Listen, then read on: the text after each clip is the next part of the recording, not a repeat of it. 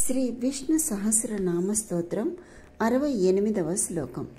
అర్చిష్మానచ్చిత కుంభో విశుద్ధాత్మా విశోధనః అనిరుద్ధో ప్రతిరథ ప్రద్యుమ్నో మిత విక్రమః.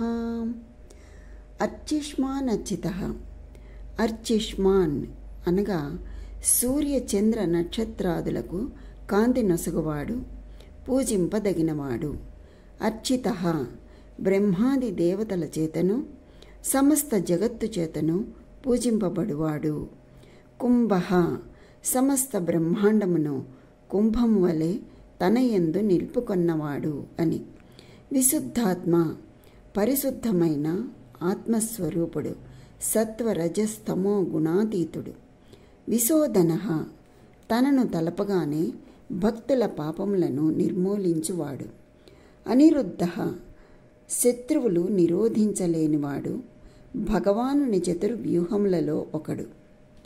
అప్రతిరథ తనతో సాటి అయిన వాడు లేనివాడు, ప్రతిపక్షము లేనివాడు, సంగ్రామమున ఎదురులేనివాడు. ప్రద్యుమ్నః చతుర్వ్యూహములలో 3వ వ్యూహస్వరూపుడు, తేజోరూపుడు, అమితమైన సంపద కలవాడు. అమిత విక్రమః నిరుపమాన పరాక్రమము కలవాడు, హింసారహిత పరాక్రమము కలిగినవాడు అని. ఈ శ్లోకంలో 633వ నామం నుంచి 641వ నామం వరకు తెలియచేసి ఉన్నారు.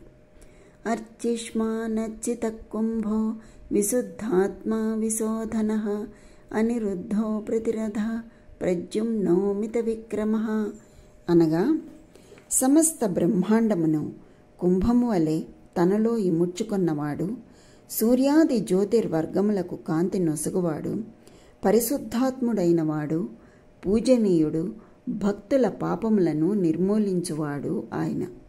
తేజోరూపుడు, శత్రువులు నిరోధించలేనివాడు, అమిత పరాక్రమవంతుడు, సంగ్రామమున ఎదురులేనివాడు ఆయనే.